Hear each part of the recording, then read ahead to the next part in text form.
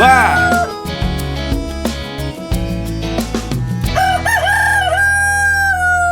Minha diretoria, sejam bem-vindos. Então, agradecendo mais uma vez a Jato, Bayer, Pioneer Sementes e Tulipas Joias.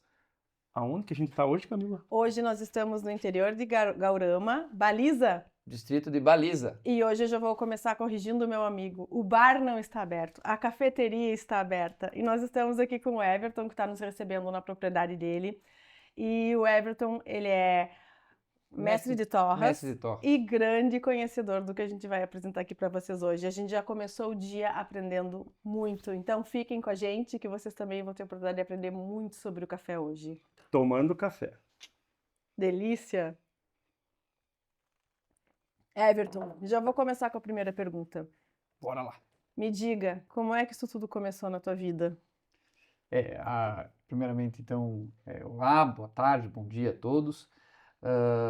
É uma incógnita saber quando é que o café realmente entra na vida do brasileiro, né? Nós, desde pequeno, começamos a conhecer o café e apreciar e gostar, conhecer os aromas. Mas desde muito jovem, muito pequeno, eu sempre gostei de café.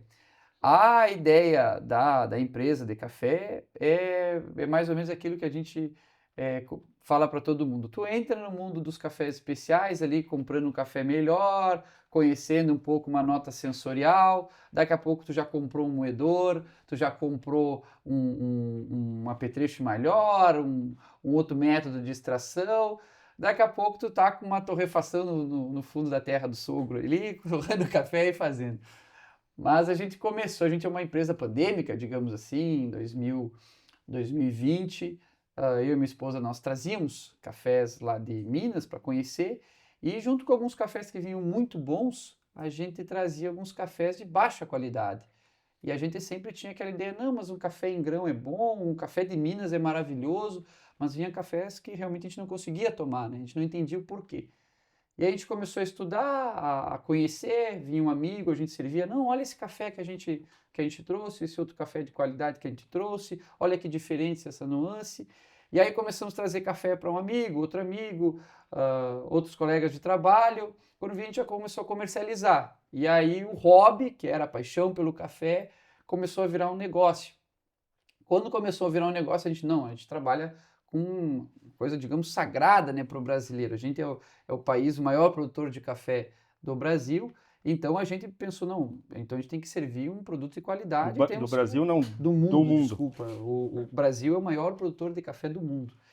E o brasileiro vive com café. E a gente começa a indústria, então, a aprimorar, colocar tudo dentro das normas da regulação, tanto gaúcha quanto nacional dos cafés, estabilizamos a indústria, e aí já não é mais minha empresa, já não é mais da nossa família, mas é de todos os clientes. Clientes que defendem a marca, que defendem o café, que divulgam. A gente faz o papel de abrir hoje um cliente e o resto, o nosso cliente é o nosso maior vendedor, o nosso maior divulgador. Aí chegamos aí em 5 anos de Café Alto Uruguai e, graças a Deus, um sucesso para o produtor que nos fornece o café, para o cliente que tem um café de qualidade e para todos nós que hoje vivemos da Café Alto Uruguai e conseguimos fornecer um café de qualidade. Everton, então, contou um pouquinho desse início, da tua história com o café. Eu estou vendo aqui em cima da mesa algumas diferenças do café. O que é o café? Nos explica isso aí. O que é considerado café? O que é café? Então, primeiramente, o pessoal acha muito que o café é uma amêndoa, é um grão. O café, ele é uma fruta. Uma fruta. Ele vem se a gente for falar ali de uma forma mais técnica, mais genética, ele é da linha das rubiáceas ali, das plantas de café. Hoje, vamos falar a nível de Brasil, a gente tem basicamente duas espécies de plantas de café. É muito importante a gente saber disso, até para a gente saber valorar a bebida que a gente toma. Quando a gente fala de café, de espécies de plantas de café, nós temos basicamente duas, né? O canéfora, que é o conilon e o robusta, e do outro lado a outra espécie é o arábica. O canéfora, também somos gigantescos produtores e somos o maior produtor de café arábica, da espécie arábica do mundo. Na linha dos arábicas, a gente tem uma diversidade de variedades gigantescas no Brasil. Aí podemos falar de Bourbon, podemos falar de Arara, Catuai, Mundo Novo, são variedades que entregam diferenciais, diferentes notas sensoriais, digamos assim. A gente consegue trabalhar a acidez, consegue trabalhar a doçura, consegue trabalhar corpo, um café mais Então, encorpado. essa questão genética já muda um pouquinho o sabor, o Isso. aroma e sabor. Isso. Enquanto a arábica ele entrega mais sabor, ele tem mais nuances, digamos, de sabor, mais variedades na xícara mesmo de sabores, a gente tem do outro lado o Conilon, que ainda, apesar de diversas pesquisas, tenho diversos amigos produtores de Conilon, mas ele não tem uma nuance de sabor, uma roda de sabores tão grande quanto a do arábica. Mesmo nós tendo Conilon de altíssima qualidade no Brasil, tem um trabalho muito lindo lá na Amazônia com Conilon, com o Robusto Amazônico, e na questão de produção também temos no Espírito Santo, que é uma produção bem grande de Conilon também, que aprimoraram, que investiram na qualidade da fruta, né? Mas a fruta em si, café arábica, ele entrega muito mais aromas, muito mais nuances de sabores. Eu consigo trabalhar ele aqui na torrefação muito mais fácil do que propriamente Eu no observei há poucos dias atrás um início de um movimento de valorização do Conilon, porque até poucos meses tu só encontrava na gôndola do supermercado 100% arábica. E isso já era uma função que, na minha percepção como consumidora, já era uma valorização, né, do tipo de café. E, para mim, fica subentendido que ele, por ser 100% arábica, ele já apresentaria uma qualidade superior. Então, pela primeira vez, eu vi um pacote de café dizendo 100% Conilon. E aquilo me intrigou, se aquilo seria realmente um café valoroso ou se seria uma tentativa de marketing ou de manipulação do consumo, do valor agregado que o consumidor percebe naquela marca. Essa questão do 100% é bem importante a gente falar sobre ela, para a gente conscientizar, entender um pouco sobre o cafés, né? Quando chega para nós, principalmente aqui do Sul, os cafés de gôndola, que a gente chama, que é os cafés de amplo conhecimento do pessoal que vai encontrar no supermercado, vai encontrar na venda da esquina, vai encontrar no varejo, a gente geralmente chegou aqui em massa o 100% arábica. Mas se a gente for trabalhar mais no Sudeste, mais ali no Centro-Oeste, se popularizou bastante o blend de arábica com Conilon. E por muito tempo o pessoal utilizava o arábica para dar um sabor no café, para dar um sabor diferenciado, e usava o Conilon muitas das vezes para dar o corpo, deixar um café mais encorpado, daqui a pouco até o tal do forte, que nós do café especial não gostamos, não utilizamos esse termo. Então se tinha o café 20% arábica e 80% Conilon.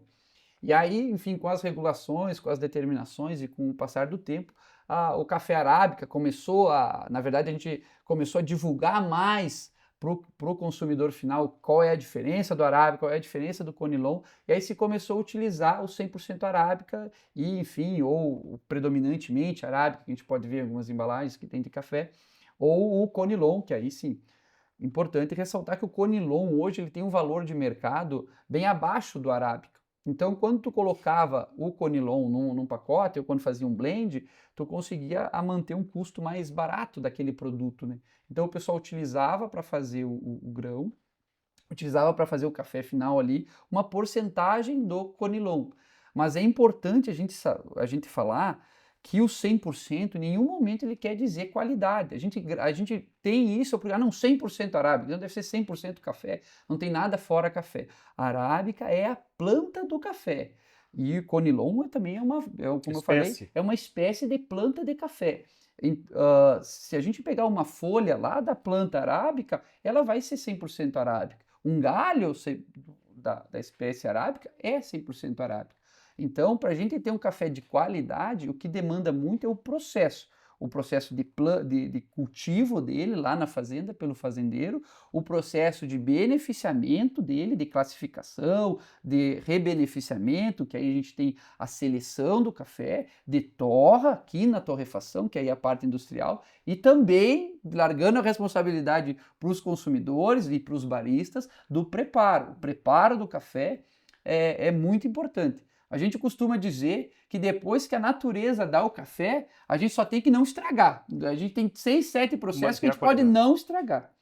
Manter essa qualidade. Eu quero ir um pouquinho mais a fundo, porque como a gente está no mercado aí, respirando agronegócio, eu quero entender o porquê dessa diferença de precificação do Conilon para o Arábica.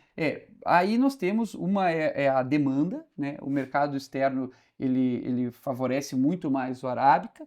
Se a gente for falar em Europa, for falar em Estados Unidos, a gente tem uma facilidade muito maior de colocar no mercado o café arábica, exatamente por causa da qualidade, da diversidade de aromas, de sabor que ele entrega. Então, se eu for trabalhar uma nota sensorial, se eu for trabalhar uma acidez, uma doçura, ele vai ser muito mais valorizado em comparação ao Conilon. O Conilon, muitas das vezes, a gente consegue trabalhar apenas aspectos como forte e fraco, ou outras notas sensoriais muito aquém do arábica, por causa da qualidade do grão arábica e por causa da qualidade E desculpa interromper, mas alguma variação com relação à mecanização da colheita? Também. Aí o custo de produção geralmente do Conilon, por causa da altitude, principalmente do local onde é cultivado. Se a gente pegar o Espírito Santo ali, a região do Espírito Santo, tem lugares ali com 200, 300 metros de altitude, que é onde a gente consegue cultivar o café. Se a gente for falar da região do Planalto aqui gaúcho, é uma altitude bem parecida com a nossa. Então a gente consegue maquinar. Se a gente for falar do Arábica e cafés mais raros, a gente está falando de 1.100, 1.200 metros de altitude. Mais altitude. E aí o que eu preciso? Eu preciso da mão de obra para colher. Muitos lugares, até os mineiros adoraram esse nosso dialeto aqui, que eu chamo lá e falo, pô, mas vocês plantam café no peral? Eles até hoje estão tentando entender o que é o peral, mas eu já conceituei lá. Então, quando eles plantam os cafés naquelas, montanhas íngremes, nos perais, precisa ser uma mão de obra manual, precisa a pessoa ir lá, fazer a colheita, retirar. Não consegue mecanizar. Exatamente, e trazer lá da montanha, enfim, lá do peral até a fazenda para fazer o beneficiamento. E onde se produz café no Brasil? Onde se produz café no Brasil? Olha, nós estamos tentando, isso não é mentira, aqui nós estamos tentando, mas temos 2 pezinhos ali na área só para o pessoal conhecer. Aqui no sul não dá exatamente por causa da geada, também a umidade, a umidade é inimiga do café em todos os processos, mas a principal região produtora de café hoje é o Sudeste. A gente tem Minas Gerais como gigantesca produtora, temos Espírito Santo também soberano na produção. Esse que nós estamos tomando é da onde? Esse que nós estamos tomando é de Minas Gerais, esse aí é da região vulcânica de Minas, uma região licenciada, pega aquela região de Poços de Caldas, as cidades da volta ali. São produtores extremamente dedicados, tão exigentes quanto nós. Licenciado seria como uma denominação de origem controlada, isso? Isso. Eles têm o registro da região, da produção, traz todo o terroir daquela região vulcânica ali, eles têm uma altitude específica, eles têm um cuidado específico com o café. E também aos arredores ali da região vulcânica nós temos, acho que as maiores produções de café em densidade ali regional. No Sudeste. Mas me diz uma coisa, lá para os lados do Nordeste tem café? Tem na Bahia, tem produção de café. Norte tem café? A gente está começando, o que eu percebo, assim, está começando um trabalho do Conilon Amazônico ali. Está tendo um trabalho bem legal para tentar beneficiar, enfim, para tentar divulgar os cafés. Tem seriados, tem pessoal dos Estados Unidos que fizeram seriados bem legal ali de compra e de procura do café em Rondônia. Temos alguma coisa ali na Amazônia, próprio Amazonas ali. Um café sombreado? Ele é um café que ele é produzido em locais de sombra, não tanto dentro da mata, assim, porque o café tem as suas peculiaridades ali na produção. Mas ele tem todo o terroir, uma umidade mais controlada, uma localidade, mas é mais voltado para a parte do robusta, do Conilon. Amigo, e a partir do momento em que tu fez a colheita, Exato. Aí nós entramos no iter do café, bem legal, que é o caminho do café mesmo até eu chegar aqui na xícara, né? E aí passa todo o cuidado e aí que vem o valor. Muitas pessoas às vezes chamam de preço do café, mas é o valor do café que é todo o trabalho, a dedicação lá do produtor que cuida desde a hora do cultivo até chegar na xícara. O café, vamos falar de um café que é a nossa linha que a gente trabalha hoje de cafés especiais. Quando a gente fala de um café especial, ele é o auge do café. É o que melhor pode aquele café, aquela fruta oferecer para a pessoa que vai beber aquele café, para o consumidor final. O café, ele é colhido lá no pé, enfim, nas montanhas, onde for necessário, ou maquinado. Ele é trazido para o terreiro, geralmente na fazenda. Eles, na verdade, muitos mineiros, lá, pessoas produtores de café, eles muito invejam quando a gente fala aqui que a gente trabalha com a cultura dos grãos, né? Porque eles olham, nossa, vocês colhem soja, botam no caminhão, já levam para a cooperativa. Meu Deus, que sonho, né? E isso, e a gente vai Não, vai calma, vindo lá. calma. Que sonho, vírgula. Amigos do café. A quanto vocês estão vendendo uma saca de 60? Fala pra nós. É o contraponto. Hoje dia 2 de junho, nós estamos falando em deve estar em torno de 2.400 a saca. Soja, 2 de junho, R$ 120. É o contraponto que eu passo para o pessoal, né? Mas, enfim, graças a Deus, podemos dizer assim, para o lado do produtor, teve uma valorização para o pessoal que produziu um café de qualidade e está conseguindo agregar valor, vender bem acima desse valor a saca para o produtor que se dedicou, enfim, que fez o trabalho de café especial. Mas aí eu brinco com eles, pois é, por isso que a saca de vocês está 10, 15, 20 vezes mais do que a nossa. Mas eles, a partir da colheita do café, o café vai estar disponível para mim como empresa 1 mês e meio, 2 meses depois. E o processo geralmente é feito pela família mesmo. A gente trabalha Isso é geralmente feito com a dentro da família. propriedade, essa primeira... Muitas das vezes, sim. A gente trabalha com associações, a gente já trabalha muito com os profissionais lá da região, tanto da Embrapa, quanto profissionais do governo, que estamos incentivando, tentando incentivar cada vez mais o produtor a fazer o benefício dentro da fazenda. Aí, claro, tem toda a dificuldade de mão de obra, tem a questão da sucessão também, de os filhos terem esse interesse, porque realmente ele é muito trabalhoso. Tu colheu o café ele vem em fruta, ele é uma fruta bem parecida com uma cereja. Eles trazem para a fazenda, para a sede da fazenda, e aí começa o processo de seca. Tem 2 processos basicamente de seca. A gente pode falar na seca mecanizada, maquinada, que ele é colocado no secador automático e vai fazendo a seca, ou a seca natural, que é ao sol, larga no terreiro. Tem diferença de qualidade isso?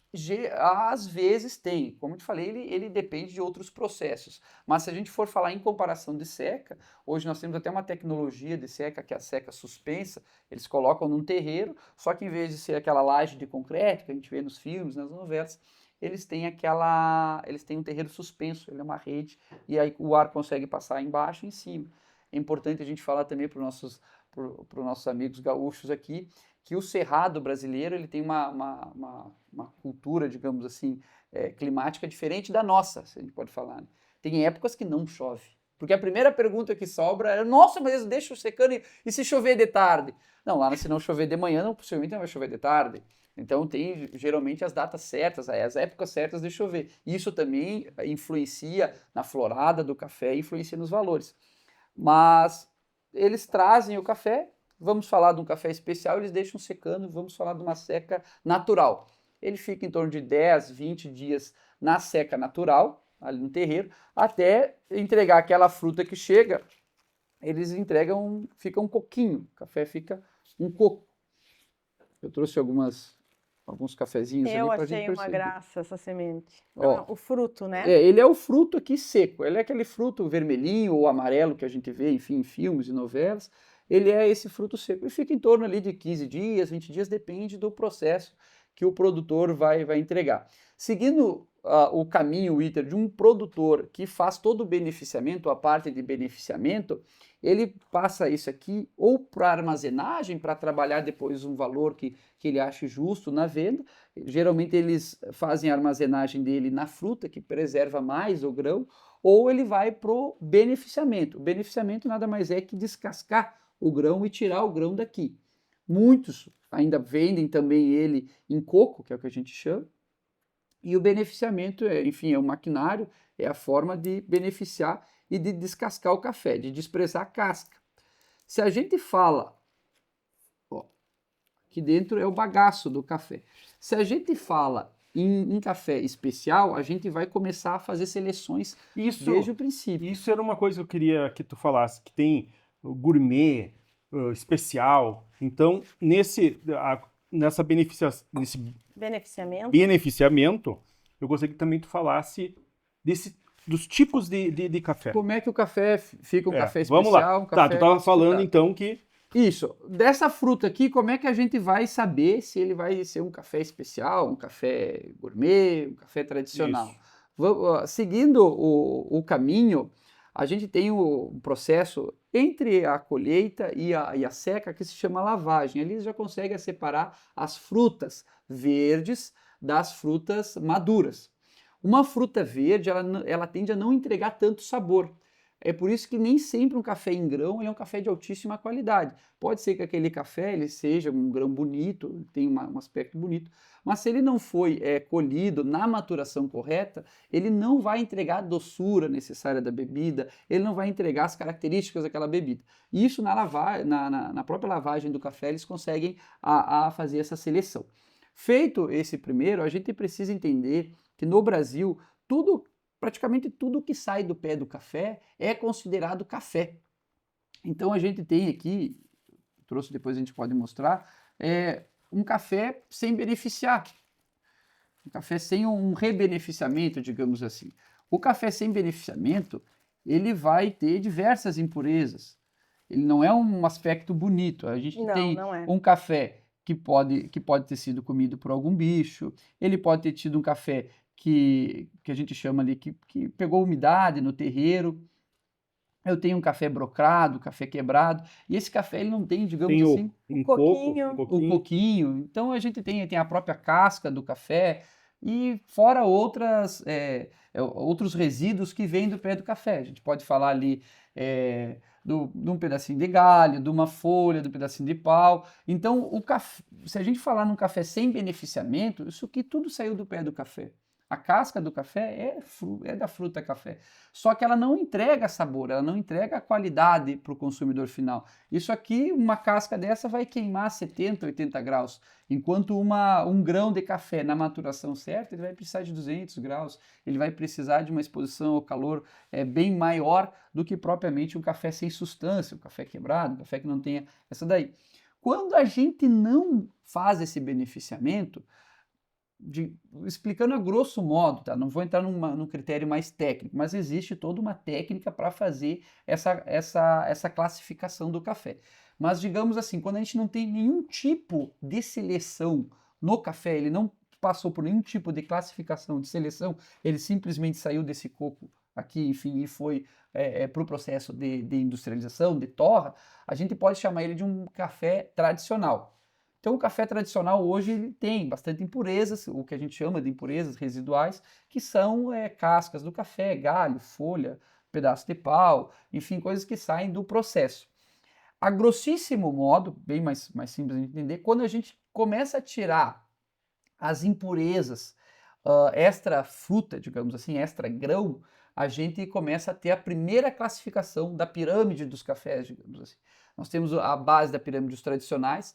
Dentro dos tradicionais nós também temos, e aí tem teóricos ali, doutrinadores que dividem os cafés tradicionais dos extra fortes, porque o extra forte aí sim, se tu vai queimar ele todo, se tu vai fazer um café queimado, amargo, aí tu pode usar só a casca que não vai sentir diferença nenhuma. Isso é o que circula muito, a gente tá aqui também para quebrar mitos, então agora a gente acabou de quebrar um, para mim eu tinha absoluta convicção, eu não vou falar certeza porque eu jamais tinha estudado isso, mas que quando tu se deparava com um saco de 250 gramas que te oferecia isso aqui no supermercado, eu olhando como leiga, olha a beleza desse grão. Eles são parelhos, eles não têm imperfeições, a torra deles é clara, média talvez, mas agora acabei de ficar sabendo que se tudo isso aqui for colhido verde, De nada me Adianta, serve. perde qualidade. Então. Perde qualidade. sabor. Perde... Outra questão que a gente escuta falar muito é que,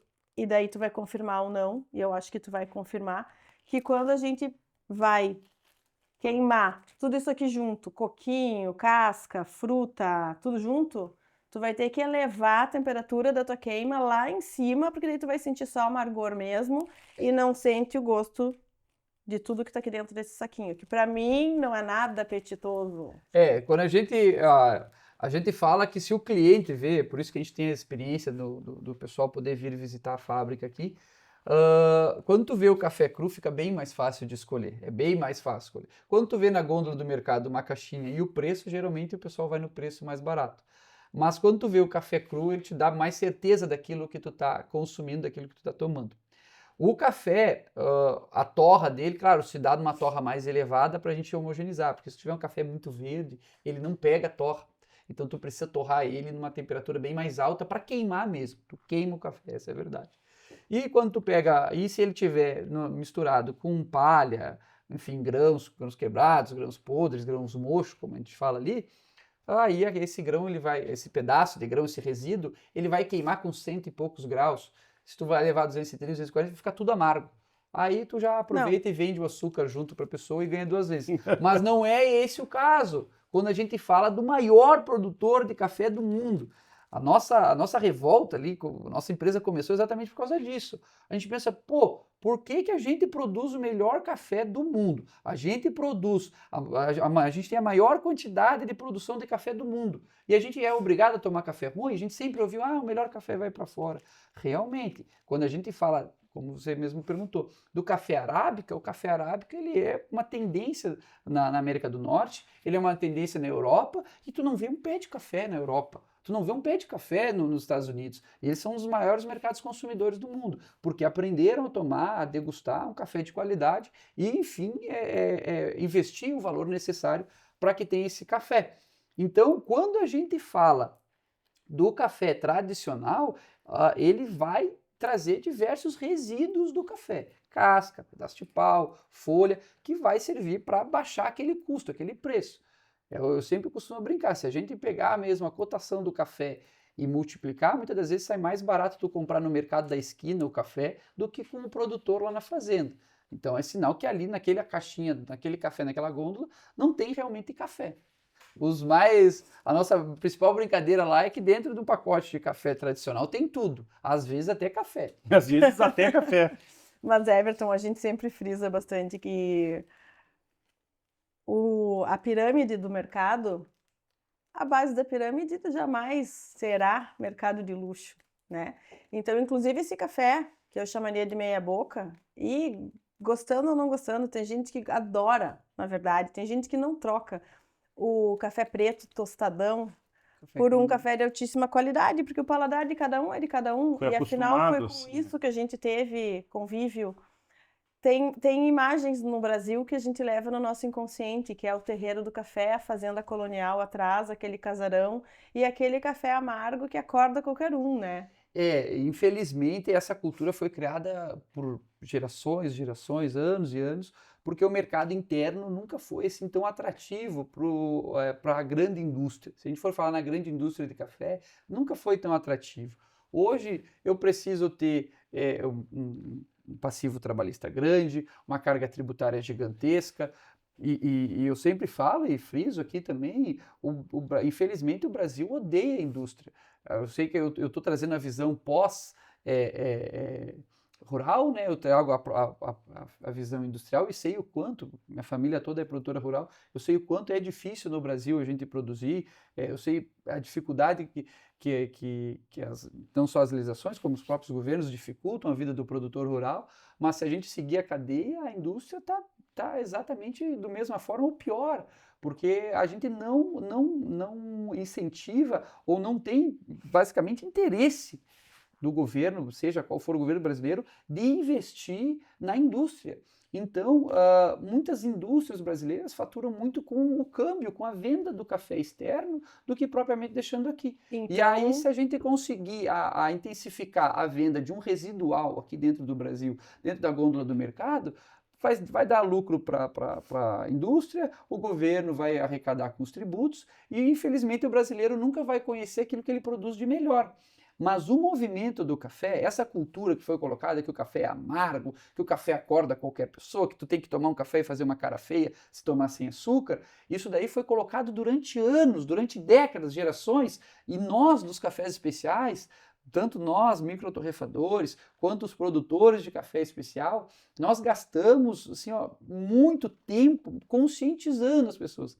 Porque o movimento do café, a gente tem absoluta certeza, o movimento do café especial vai ser o mesmo do chocolate, vai ser o mesmo da cerveja artesanal.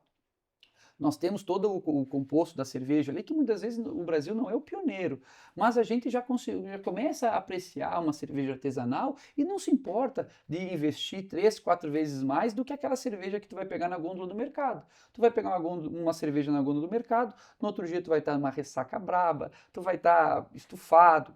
Daqui a pouco tu vai ali, toma uma cerveja artesanal da cervejaria do lado da tua casa, enfim, do bairro, da cidade que tu mora, tu vai estar tomando uma cerveja de altíssima qualidade, tu vai estar incentivando o comércio local, enfim, toda a movimentação, a economia, a microeconomia regional, e tu vai estar tomando um produto de qualidade.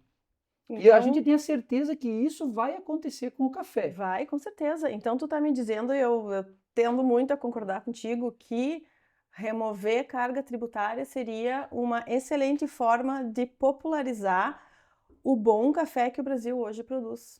O Brasil, volto a dizer, reforçar, o Brasil odeia a indústria.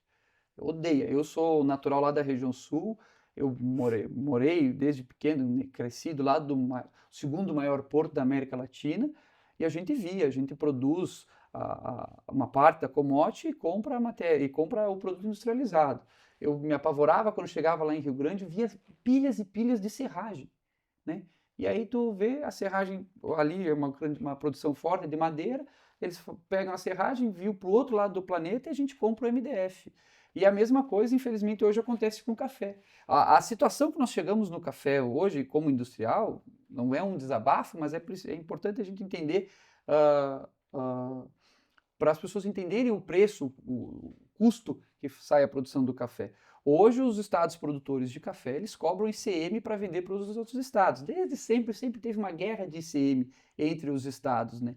Mas para exportação não cobram. Então, a ideia é não ter indústria no Brasil. Mas, enfim, agora com o PIS e COFINS do governo federal para importação de café, infelizmente nós vamos daqui a pouco criar uma cultura de contrabando de um produto nacional, porque tu vai vender para fora do Brasil, vai ter uma carga tributária de 3, 4%, vai trazer para o Brasil sem nada de imposto, não ganhou o Brasil na ida, não ganhou o Brasil na volta, foi produzido lá e não arrecadou nada. E não gerou emprego. Não gerou emprego, não gerou renda, não criou nenhum tipo de benefício social, digamos assim, de função social no país.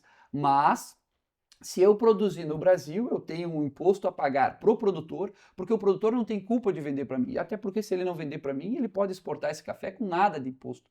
E hoje, dependendo do estado, a gente paga 12% a 13% por ICM para o café sair de lá. Mais o ICM e os custos do café dentro do estado do Rio Grande do Sul. Isso é um absurdo. Então a gente paga, a gente é tributado lá, é tributado aqui, lá na gôndola do mercado vai ter a tributação, tem, enfim, o passivo trabalhista, tem os outros custos, tem o custo Brasil, que é sempre falado, mas aí nós podemos entender um pouco do custo Brasil.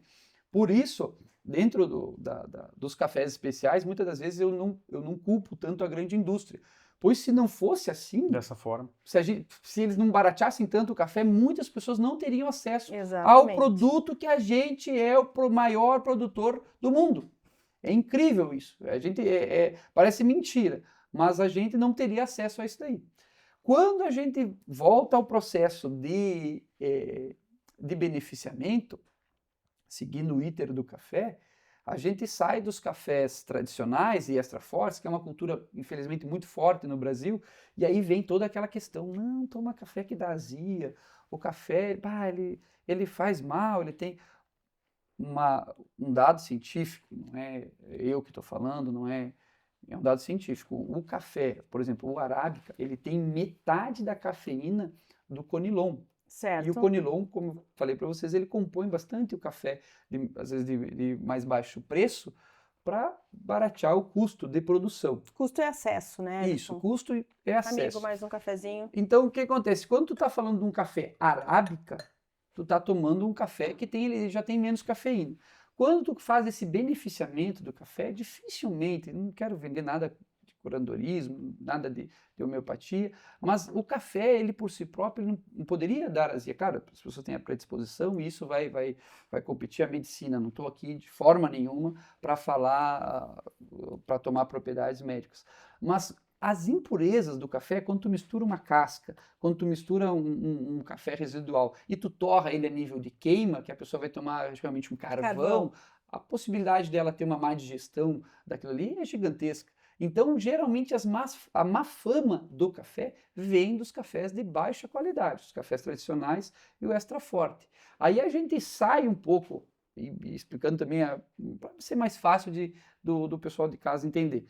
Quando a gente sai dos cafés tradicionais, a gente tem a primeira seleção, digamos assim, de cafés hoje, que é o superior. Essa é uma seleção internacional, é da Sociedade Americana de Cafés. Eles têm essa seleção. O Brasil, por muito tempo, não soube valorar isso. Classificava só ali como bebida dura, bebida mole, e muitas das vezes o café ele era beneficiado até fora do Brasil. Então as pessoas compravam o café como commodity, como café de baixa qualidade, beneficiava lá fora e ainda conseguiam ganhar também no beneficiamento. Hoje se popularizou bastante essa classificação. Então, saindo dos tradicionais, nós temos o superior. O que é o café superior? O café, a grosso modo, ele já não aceita nada, nenhum tipo de impureza que for extra grão. Então, folha, pedaço de pau, geralmente já saiu. Não deve ser encontrado num café superior. Ele tem geralmente grão, só que geralmente tem grãos quebrados, grãos, enfim, partidos. Mas são grãos. Sim, grãos verdes, mas são grãos. A gente sai dos grãos superiores para a segunda seleção. Aí nós estamos falando do gourmet. Saindo do superior para o gourmet, a gente já tem uma seleção que só aceita grãos. Geralmente o gourmet ele só aceita grãos.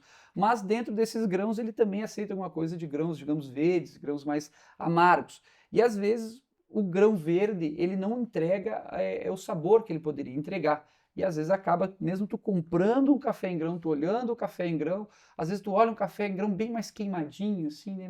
Uma torra mais escura. Uma torra mais escura não é defeito, não é errado. Tem cafés especiais que a gente tem uma torra tão escura. Só que tem torras que tu vê que é queimado. Tu olha ali pro café, tu pensa, olha, eu comeria, sei lá, um amendoim nessa queimado? cor? Não comeria. Então, obviamente, eu não vou tomar um café dessa cor. Então, o café, por ser um café verde, o gourmet geralmente ele tem uma torra mais intensa.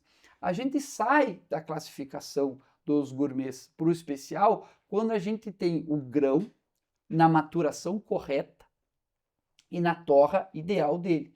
Então, o produtor, para a gente fechar o caminho, o produtor ele fez essa seleção desse café, ele secou esse café diferente, ele beneficiou esse café diferente, ele veio para nós, indústria, ele teve um tratamento diferenciado, foi torrado em microlotes, com lote parecido com aquele ali para destacar aquele aroma, e ele está na maturação correta. O que eu, como mestre de torra, preciso fazer? Não estragar todo o trabalho que veio depois de mim. Entreguei um café legal e aí depois tem o pessoal de casa, ou os baristas, enfim, que são profissionais especializados em preparar o café para a gente não estragar o café, né?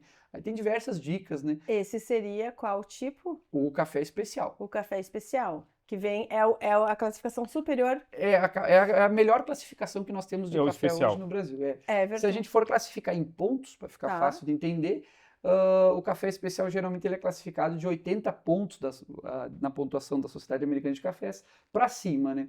De 80 a 70, digamos assim, estamos falando de um gourmet, e de 70 para baixo estamos falando do superior e depois do tradicional. Perfeito, nós estamos amando essa aula, mas eu vou ter que pedir um intervalo porque eu sou viciada e eu tô sem café. A gente continua depois do intervalo. Vamos lá.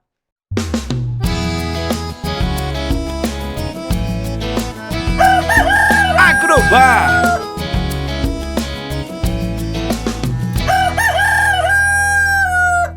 Então, agora voltando para o nosso segundo bloco com um cafezinho feito por mim, pessoal. Olha. Agora vamos ver, né?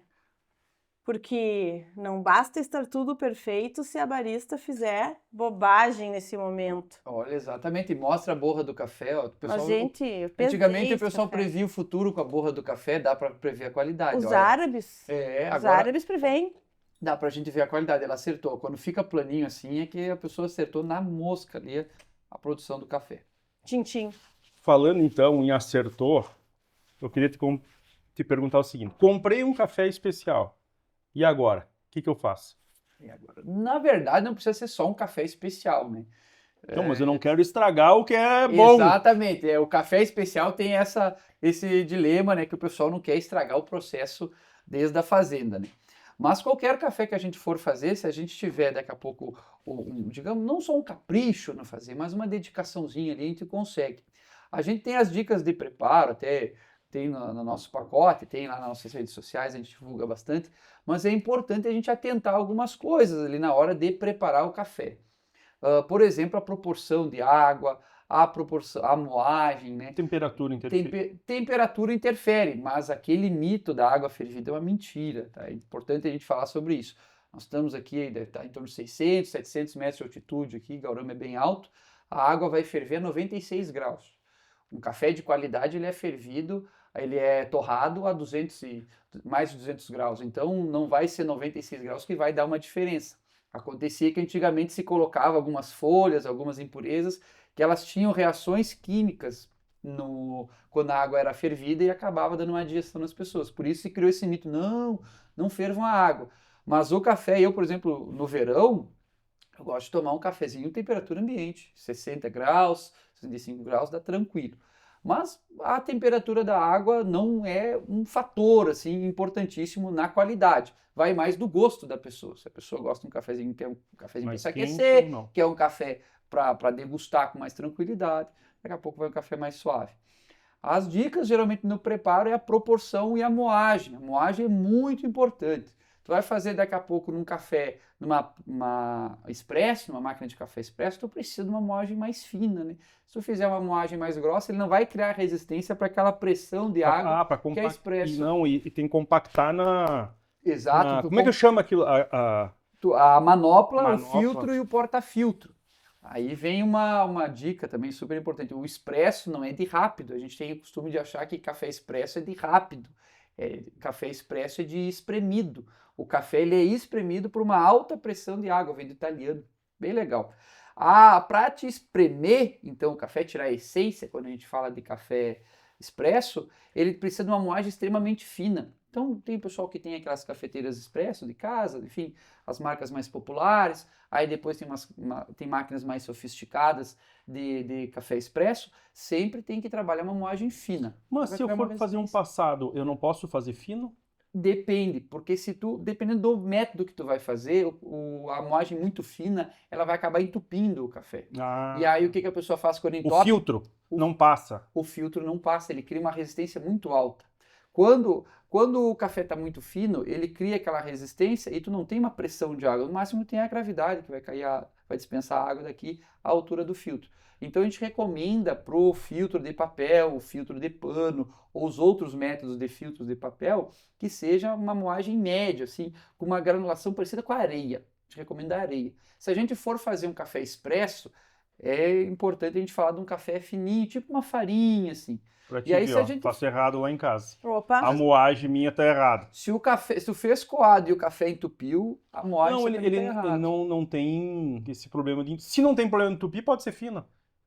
É importante que não seja tão fino, né? É que ele ia falar, eu acho, se daqui a pouco vai demorar muito... na água. Se ele porque travar, eu acabo botando na cafeteira, né? Que daí ali tem tantas doses de café e tanto de água, né? E passa pelo filtro de papel. E eu normalmente tenho eu compro um gourmet, um café gourmet, e acabo moendo fino. Então eu poderia moer um pouco, entre fino, um intermediário. Isso, intermediário, mais parecido com uma areia. Porque daqui a pouco tu não vai ver ele entupindo necessariamente, não saindo do café, mas saindo muito devagar. Aí tu vai tomar o café e já está gelado. Ou se a pessoa vai coar o café, passar o café dispensando a água manualmente, sem ser por cafeteira, o que acontece? Vai lá e pá, despeja a água, e aí sim, ou ensopa o café, ou se despeja de uma altura maior, a água vai para baixo e o café boia, aí tu acaba perdendo aquele café, né? Então a dica mesmo é utilizar uma moagem areia para um café coado no filtro de papel, mais farinha para o café expresso, e se eu tiver uma prensa francesa, aí a gente recomenda um mais, vamos falar assim, o pessoal do marketing meu vai me matar, mas ele parece uma quirelinha, não pode falar quirela, não gosto, mas enfim, ele parece uma quirela, um grão quebradinho, aí tu vai ver ele mais quebradinho, tu deixa ele uns 3, 4 minutos na prensa francesa para depois baixar o embro. Se a gente for falar da italiana também, a famosa Bialetti, a italianinha, tu usa uma moagem mais fina também nela, que ela vai também criar uma resistência para o vapor, para ele entregar lá em cima uma bebida de qualidade. E a proporção, se a gente for falar de café passado, a gente recomenda em torno de 12 gramas de água para 1 grama de café, o famoso 12 por 1.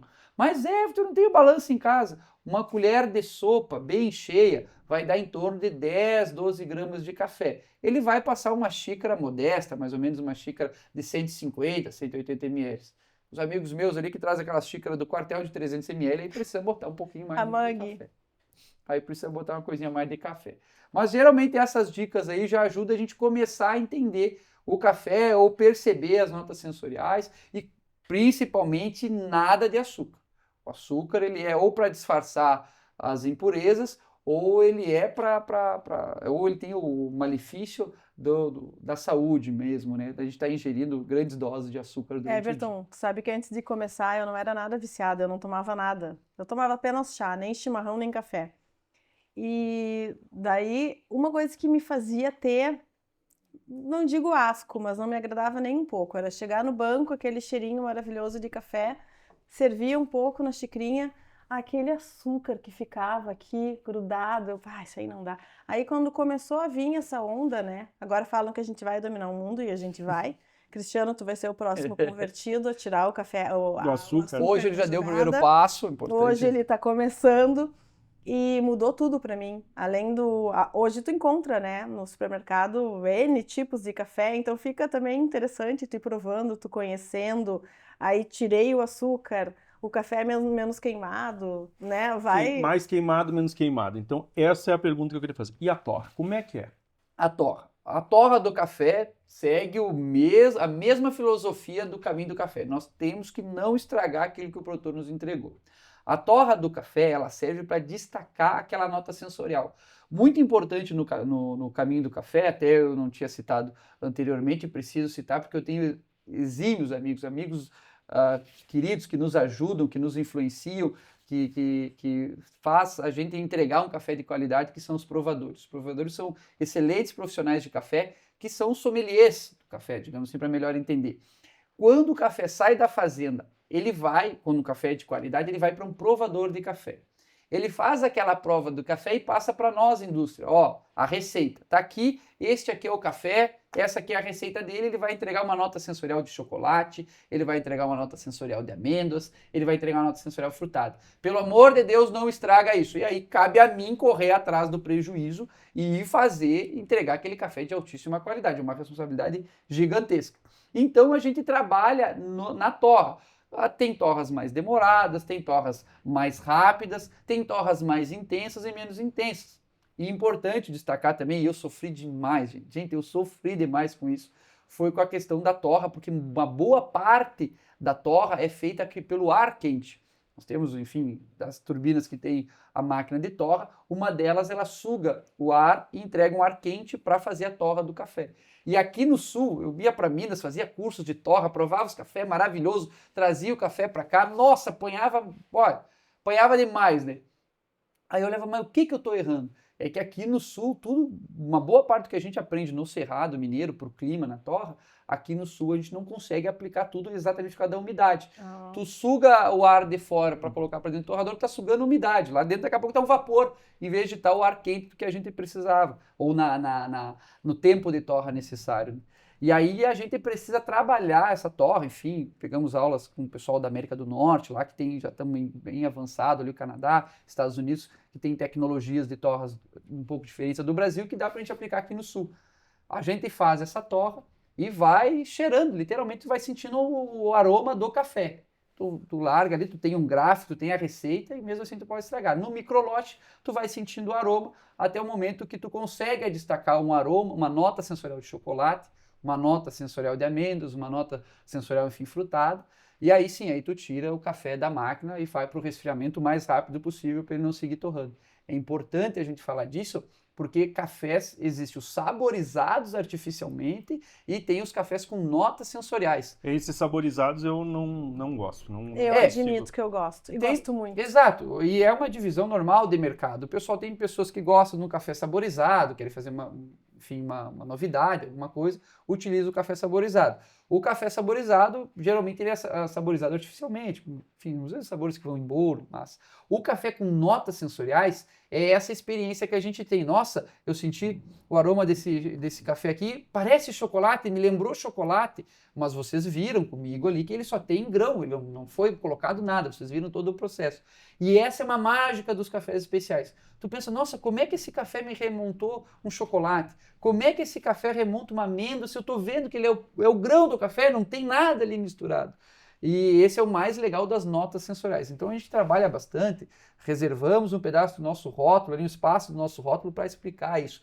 O nosso café, ele é o puro grão selecionado, torrado e moído, sem nenhum aditivo, sem nada artificial. As notas sensoriais de chocolate, as notas sensoriais de amêndoas, ou que seja as notas sensoriais que vá ter no nosso pacote, são do próprio grão, do puro grão, por causa da qualidade do produtor, por causa da qualidade da torra e por causa da qualidade da entrega do café para o Então, um café colhido em Minas, tu vai ter uma nota sensorial.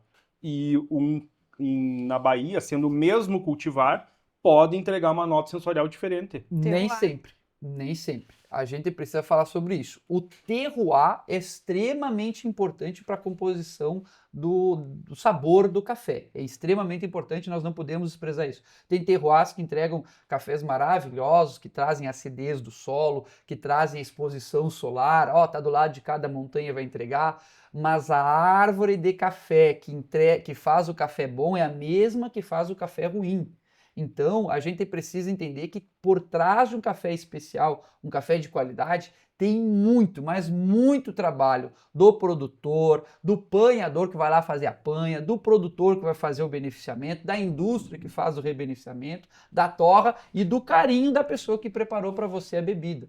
Então, o terroir é extremamente importante, de forma nenhuma nós podemos valorizar isso, e é o que agrega valor. Mas não quer dizer que tu comprou um café sul de Minas, que ele vai ser tão bom quanto o outro café de sul de Minas, ou vai ser tão ruim quanto também. A gente precisa entender o processo que ele passou. Se ele passou por um processo de beneficiamento, de classificação, se ele teve um tratamento caprichoso, como a gente diz, desde o pé até a xícara, certamente ele vai ser um café tão bom quanto na Bahia, quanto no Espírito Santo, quanto no Paraná, o lugar que for. Mas ele precisa ter o trabalho de beneficiamento, rebeneficiamento, de transformar esse café num café especial.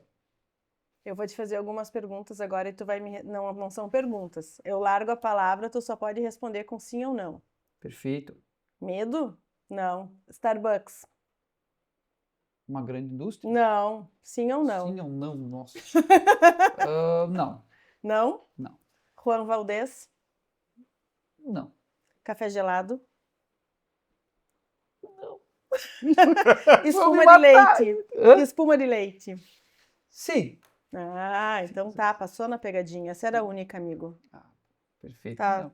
A gente, não, Foi bem, a foi marca bem. do café é também importante, já que a gente falou de marcas de cafés renomados, marca do café é a mesma coisa. A gente precisa entender o processo que foi feito.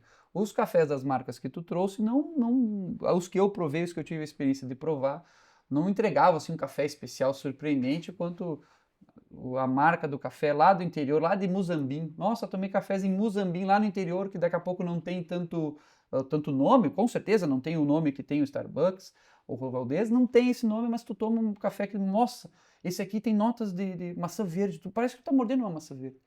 uma experiência dessa é ímpar na vida da pessoa. É ímpar. Ó, tu tá tomando uma bebida, tu tá vendo que é um café e tu tá sentindo uma nota sensorial de maçã verde. Aí tu eleva a própria autoestima. A gente, nossa, eu tô conseguindo sentir uma nota sensorial. Não é porque eu sou diferenciado, porque eu sou um sommelier. Não, é porque aquele produto é de qualidade e proporciona para mim, às vezes leigo, uma nota sensorial. Mas às vezes, e a gente sabe que é do mercado, o nome, o branding da marca vende muito mais É do que, que Everton, propriamente a tu vai qualidade. concordar comigo que a gente está querendo comparar, por exemplo, um Starbucks para mim, eu gosto, mas para mim é um produto diferente. É a mesma coisa que eu querer comparar um entrecô com um McDonald's. Então são produtos diferentes. Quando O Starbucks é um fast food, né? quando tu começa a fazer em larga escala, em ampla escala, tu tem que ter um cuidado muito minucioso para manter a qualidade, né? Ah, e as experiências que eu tive com essas marcas realmente Não, e não já não foram é, já não é mais Já café. tive, estou falando, não Quando é tu porque eu tenho uma coloca. marca de café, tá, pessoal? Aí é como mestre toca, como apreciador de café. Eu provei marcas de cafés maravilhosos em cidades pequenas, marcas pequenas, de produtores que torram café lá na fazenda. Mas a experiência que tu tem daquele café te abre assim um leque de aromas, de notas sensoriais, de sabores que tu vai extrair de uma bebida que até outra hora dizia que era tudo igual. Não, e Café é tudo tu igual. pode usar o melhor café no momento que tu adiciona dentro. Eu gosto. Vamos frisar isso. Um balde de gelo, mais um topping de chantilly, mais uma essência de baunilha ou caramelo. Não é mais café. Que nota sensorial tu vai ter ali do café? Já é é um milkshake, não é mais? É um drink, a gente um chama, drink. né? Quando tu começa a colocar outras coisas, o café é o café do jeito que ele sai do pé, torrado, moído e extraído, digamos assim. Quando tu coloca outros Itens. condimentos, ele se torna um drink. Aí sim, tu pode fazer café gelado. Eu, particularmente, não me chama... E olha que nós testamos diversos cafés gelados. Aqui para o Brasil ainda é uma incógnita como trabalhar o mercado de café no verão. Infelizmente, principalmente aqui no Sul, a gente tem uma sazonalidade muito alta do café no verão e no inverno, e a gente trabalhou diversos. Até hoje, até o dia de hoje, nós não encontramos uma bebida, um café gelado que a gente possa, com os nossos parceiros, dizer, nossa, coloca ali, coloca o café Outro que vai ficar top. Nós não identificamos essa ainda, mas... Não me mata, mas eu adoro. 2 shots de café expresso, muito gelo e tônica. Fica muito bom. Sim, mas assim, Eu não Levanta consigo. até um a defunto. criatividade com o café é liberada. Quando tu tem um inesgotável. café de qualidade, a criatividade do que tu vai fazer, do gosto pessoal da pessoa, enfim, do contexto, né? Se é um dia calor, um dia frio, se é para fazer a digestão do almoço, se é para acordar, aí é subjetivo. Mas quando a pessoa tem um café de qualidade, aí ela tem a liberdade de fazer isso, coisas que tu nunca vai conseguir fazer com um café de baixa qualidade. Everton, a gente viu que somos os maiores produtores de café, mas a gente não tem aquela valorização do café brasileiro. Eu vejo muito propaganda de café de outros países. Então, o que falta para nós para mostrar, olha, o café brasileiro é tão bom quanto ou melhor do que de outros cafés? Falta bastante coisa. Falta assim, para a gente popularizar a qualidade do nosso café. Eu converso muito com os produtores sobre isso. Os produtores eles trabalham, tem um capricho necessário com o café, tem um cuidado e muitas vezes ele é exportado porque aqui dentro a gente não consegue valorar. Mas junto tem um elefante na sala que tem a carga tributária, que tem a insegurança jurídica, insegurança tributária, diversos tipos de segurança digamos, para o industrial, né? Para a parte industrial. Quando a gente vai para o varejo, aí nós temos outra dificuldade com o varejo, espaço de gôndolas, grandes indústrias, que também têm a dificuldade de montar um espaço desejável ali para os cafés especiais, para os cafés selecionados, né? Sem contar a logística de um país continental como é o Brasil, né? Então, às vezes, a cultura do café de baixa qualidade, como eu falei para vocês, foi colocado em 200 anos. E nosso trabalho de cafés selecionados, de cafés especiais, vamos falar de cafés selecionados como um todo, englobando as outras classificações de café, é um trabalho de formiguinha. graças a Deus que nós temos uma religião hoje do pessoal que toma café, porque tu percebe a qualidade do café. Olha, eu provei, eu conheci uma coisa nova, né? Eu quero mostrar para o meu amigo que realmente eu tenho, que existe um café de qualidade, que no Brasil a gente produz um café de qualidade. Sempre produzimos, mas a gente, por causa dessas dificuldades logísticas, tributárias, estatais e os demais custos empresariais e de distribuição, se torna muito difícil para nós criarmos em grande escala a cultura do café especial. Café tradicional. Mas acho que é um caminho grande. Não sei se a gente vai ter 200 anos assim, vamos ter o progresso que teve o café tradicional, os cafés de mais baixa qualidade, mas acredito que com o tempo, nós, pequenos torrefadores, os pequenos produtores de café especial, vamos conseguir sim a conscientizar mais as pessoas, e quando as pessoas conhecerem o que elas estão tomando, certamente elas vão optar pela qualidade. A qualidade a longo prazo, ela sempre se mantém.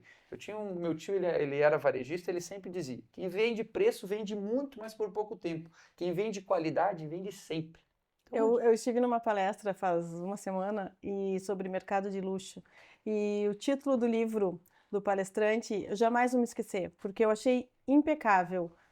O paladar não retrocede. Não retrocede. Depois que tu expandiu o teu gosto, o teu conhecimento, ele não vai retroceder. Isso é por vinho, por vinho, chocolate, café, cerveja, café. Eu acredito que nós, como café especial ainda, principalmente aqui na região sul do Brasil, estou falando Paraná, Santa Catarina, Rio Grande do Sul, a gente não está num patamar tão elevado quanto os chocolates, quanto as cervejas, né? Mas acredito que a gente vai chegar lá. A partir do momento que as pessoas tiverem acesso, conseguirem a presenciar a última coisa que vai ser falada, tenho certeza absoluta disso que eu estou falando. A última coisa que vai ser tocada é no tal do preço. Porque quando a pessoa conhecer, provar um café especial, ela vai entender o valor daquele café especial. É por isso que a gente trabalha a rastreabilidade do café. Tu sabe que é o produtor quando tu compra um café especial. Tu sabe a data de fabricação do café especial. Esse é um ponto muito importante. Coloca, exatamente, a gente ocupa um espaço do rótulo, que querendo ou não, isso é um custo a mais. Mas a gente destacado para a pessoa saber que ela está tomando um café fresco, um café novo, de qualidade. E agora tu tocou num ponto muito sensível para o Agrobar, que é a rastreabilidade da produção. Porque isso, para mim, quando eu escuto rastreabilidade, o meu cérebro já entende sustentabilidade. Exatamente, exatamente. A rastreabilidade é o incentivo que a gente pode dar para aquele produtor. Eu posso garantir para vocês que 90% dos produtores que eu trabalho, nenhum deles conhece a região do Alto Uruguai, a região do Planalto, o Rio Grande do Sul, podemos dizer assim, uma boa parte não conhece. Mas o que eles produziram com carinho, com dedicação, está aqui. Não existe assim, valor maior para nós, ganho maior para nós, do que ter aquilo que a gente produziu, que a gente entregou para a sociedade. Olha, está aqui o meu melhor, a gente fez o melhor e está sendo valorizado lá do outro lado do país. Então, para nós, eu falo como mestre de torra, quando eu faço a torra do meu café e vejo alguém dizendo, nossa, o meu amigo levou, fez um café de qualidade lá na Alemanha, lá na Austrália. É extremamente gratificante para nós todo o trabalho que dá, como todas essas diversidades que eu trouxe para vocês aqui. Fora todas as diversidades da produção em si, todos os problemas que a gente enfrenta para produzir, para entregar um café, vale a pena quando a gente vê o nosso produto final sendo reconhecido em lugares que a gente nunca pisou, nunca pensou em pisar. E produzindo conforme as regras do mercado brasileiro. Exato. Que são muito mais rígidas do que o resto do mundo. De qualquer outro lugar do mundo. E a gente respeita muito o tripé da sustentabilidade. A sustentabilidade tem que ser ambiental, econômica e social. E nenhum país respeita esses três pilares da sustentabilidade como o Brasil, preservando 68% do território. Então, esse é um ponto que a gente precisa tocar. Everton, me diz uma coisa, café faz amigos? Faz muitos amigos.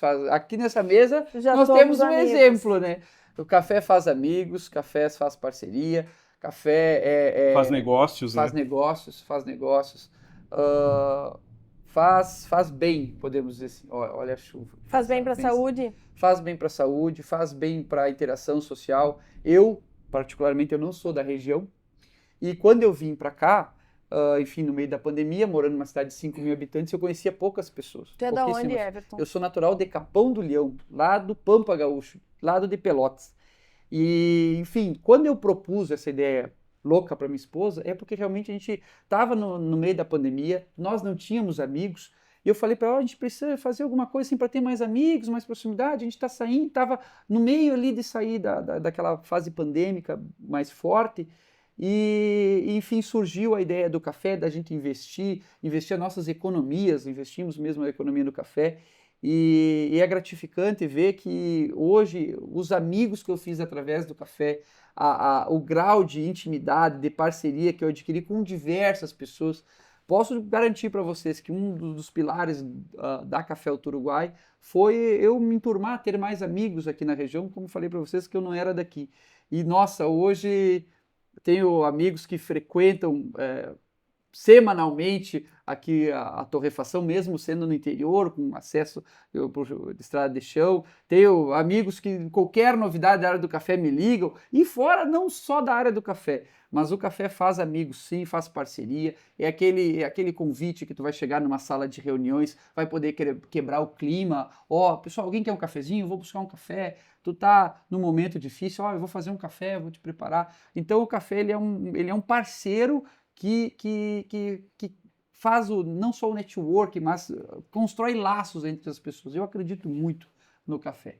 E com relação ao comércio eletrônico de cafés, que tem o café por assinatura, como é que a marca de vocês está trabalhando isso aí? A gente tem café por assinatura, apesar das dificuldades que a gente tem de logística aqui no norte do Rio Grande do Sul, nós estamos com uma dificuldade bem, bem forte. Agora, enfim, teve operações mais paralisantes ali dos Correios, de outras empresas, mas a gente atende ali o comércio eletrônico. A gente está em marketplaces também, plataformas de marketplaces, e a gente está também no nosso e-commerce. A gente tem o nosso site lá que o pessoal pode conhecer o nosso café, pode adquirir, pode pegar dicas de cafés. Também tem nas redes sociais ali, nós temos diversas dicas. A maioria do nosso conteúdo nas redes sociais são voltadas para dicas mesmo de café. E vocês fazem blends desses tipos de café com diferentes aromas, ou vocês trabalham eles únicos assim? Dentro dos cafés especiais, a gente trabalhando na classificação de cafés especiais, voltando lá aos arábicas, as variedades do arábica, a gente faz blends de variedades do arábica. Por exemplo, reúne um bourbon com catuai, reúne um mundo novo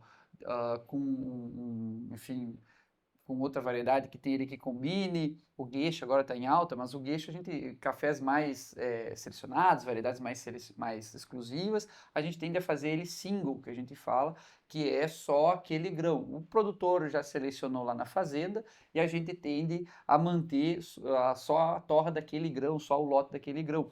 Mas temos, hoje o amêndoas, por exemplo, é um blend de mundo novo e catuai. Então vocês fazem. Fizemos duas variedades a gente faz. Então ele não é tão purista assim. Então vamos lá. Mais uma sequência de sim ou não. Perfeito. Café com leite? Sim. Sim. Café solúvel? Não. Nunca. De jeito nenhum? Nunca, jamais. Cápsulas? Não. Difícil, não. né? Se eu puder escolher, não. Muito valor agregado, pouca qualidade. Se eu puder escolher, não. O próprio mercado das cápsulas, né? Tá dando uma recuada nas cápsulas. Agora, não sei se já tem aqui no mercado, não estou acompanhando esse movimento. Mas nos grandes centros já estão com os sachês, que é um sachê a vácuo ali que tu coloca e a máquina já faz, exatamente por causa da sustentabilidade. Não pegou bem essa coisa ali sobra de alumínio, é aluminizado, né? É porque ela, na verdade, assim, ela é um enjambre, vamos falar, né? Porque é para todo mundo ter um café expresso sem a sujeira, digamos assim. Porque tu tem um residual do café expresso, tem a borra, tem o barista batendo ali e acaba não vendendo tanto. Então, o que eles fizeram? Em vez de tu trocar o café da máquina de café expresso, tu troca todo o cachimbo, digamos assim, a manopla, todo o filtro e o porta-filtro, que é o que faz a máquina de cápsula, né? Mas ecologicamente não é... Não, e agora eu vou pegar no teu pé um pouco, porque no agro, no nosso setor de produção, mas na verdade em todo o setor que requer defensivos agrícolas, a gente tem um programa da Impev No momento, o número percentual em retorno de embalagens de defensivo agrícola, e queremos chegar nos 100%, estamos apenas em 97%.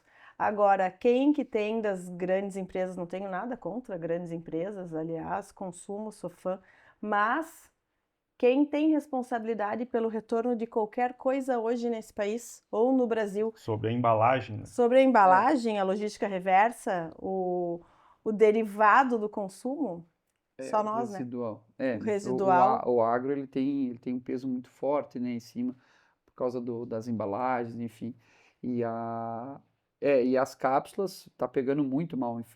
Inclusive tem países ali que estão cobrando uma carga tributária maior para desincentivar, porque o residual do café, imagina, tu usa 8 gramas de café, 9 gramas numa cápsula de café, e tu gasta às vezes a mesma quantidade de plástico Exato. do que o produto. Então, e tu usa uma única vez. Então, Então, os métodos complicado. das nossas avós Eu estão em alta. eu acredito no aconchego ali de fazer um cafezinho.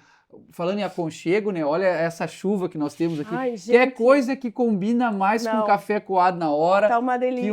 um friozinho bom desse, uma chuva dessa na janela, no vidro. Então a gente pode fazer um cafezinho coado, tu vai sentir o aroma, tu vai economizar muito mais, tu não vai ter um residual e tu vai aproveitar toda a extração do café. Então eu tenho as minhas ressalvas quanto à cápsula. A gente sabe que as pessoas querem oferecer às vezes um café mais sofisticado, um café mais elaborado, e não tem realmente uma forma de fazer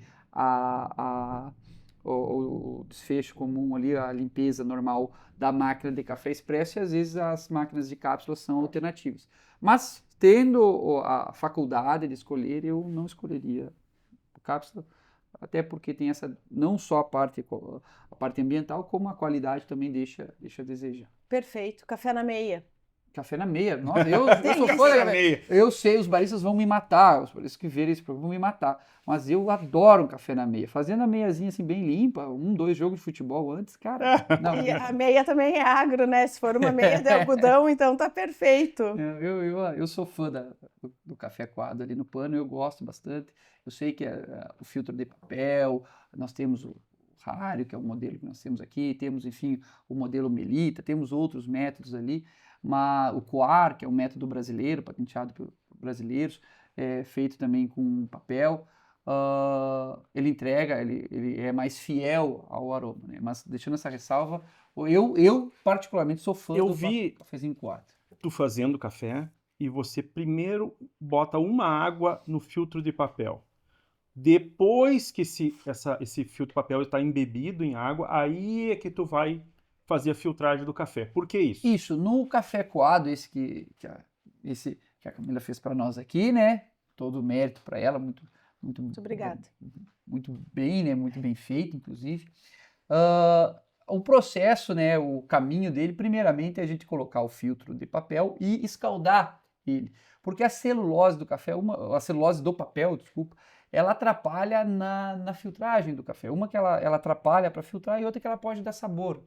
Imagina, um filtro desse às vezes fica meses na prateleira, anos, vai ficar, ele fica se roçando entre um papel e outro ali, ele cria um residual que pode atrapalhar os poros e pode também dar sabor no café.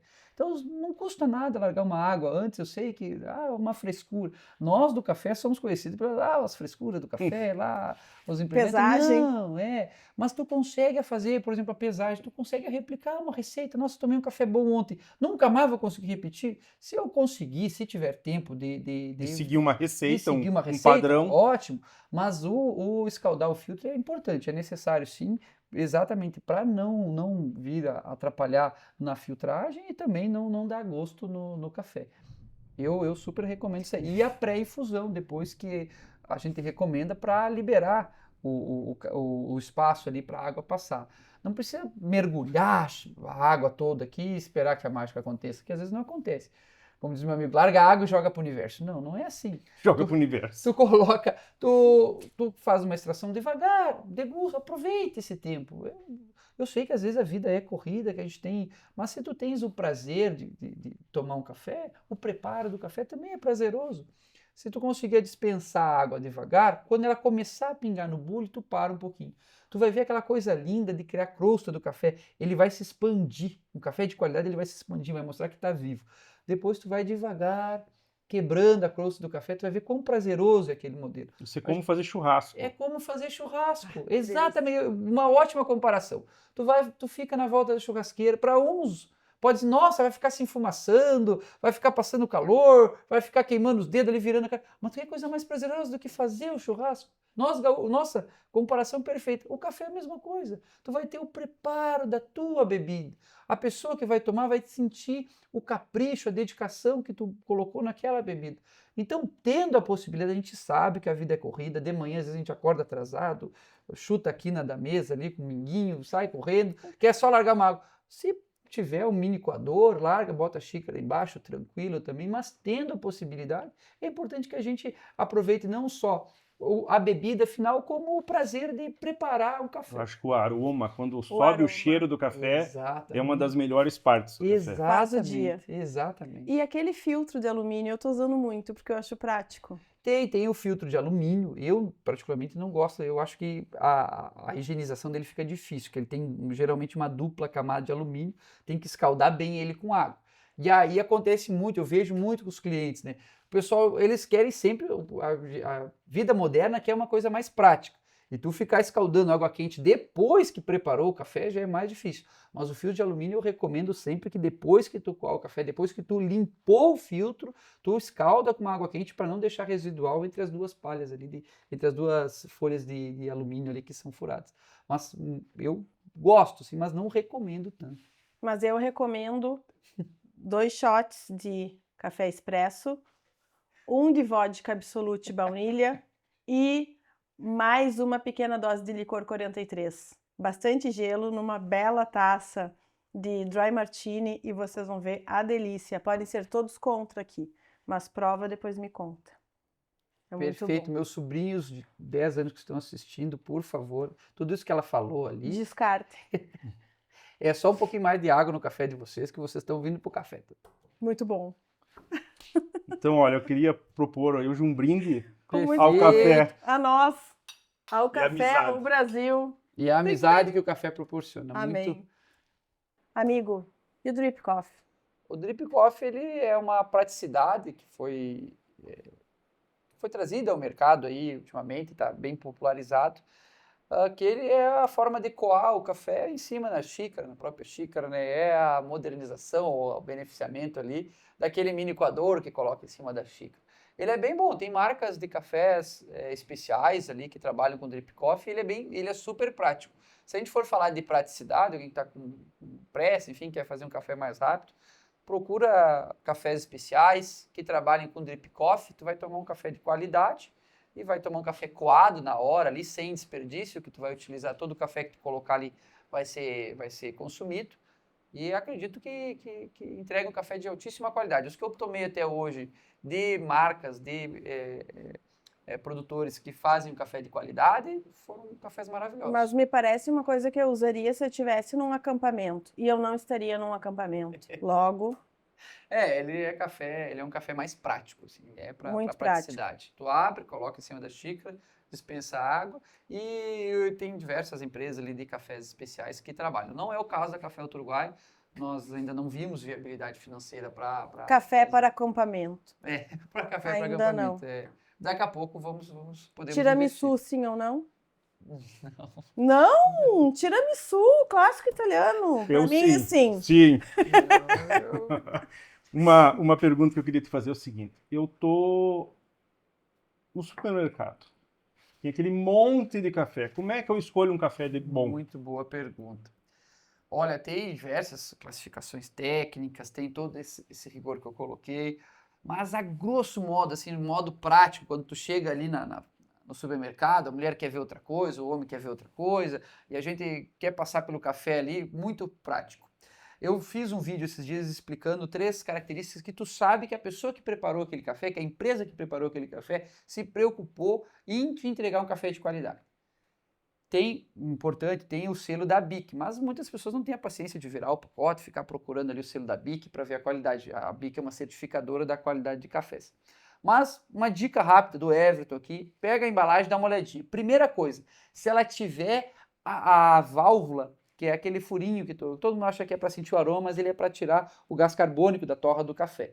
Quer dizer que a empresa se preocupou em te entregar um café de qualidade, que vai ser melhor armazenado. Ah, eu achei que aquilo lá era para tu sentir o aroma. Eu tinha Todo mundo certeza. utiliza para aquilo dali, mas a função técnica dela é tirar o gás carbônico da torra do café. Quando ele é moído, ele segue exalando o gás carbônico. E às vezes tu vai pegar uma embalagem de um café no mercado, tá aquele travesseiro, assim, parece uma almofada.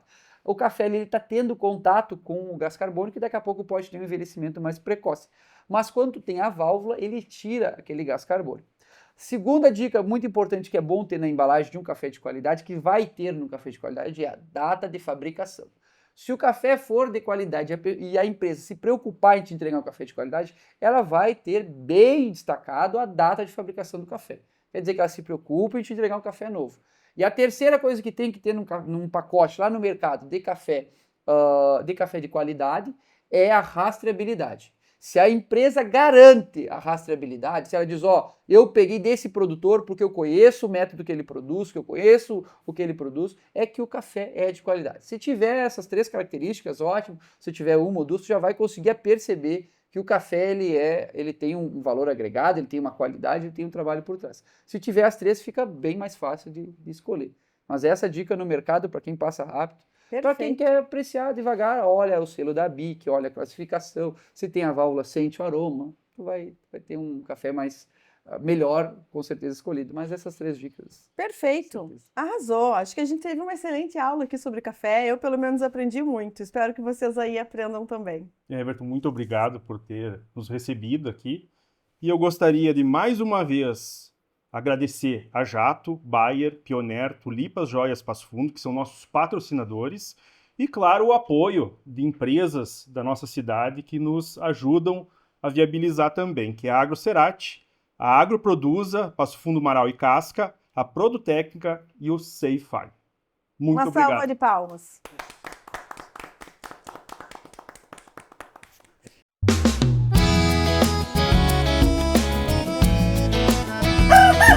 Agrobar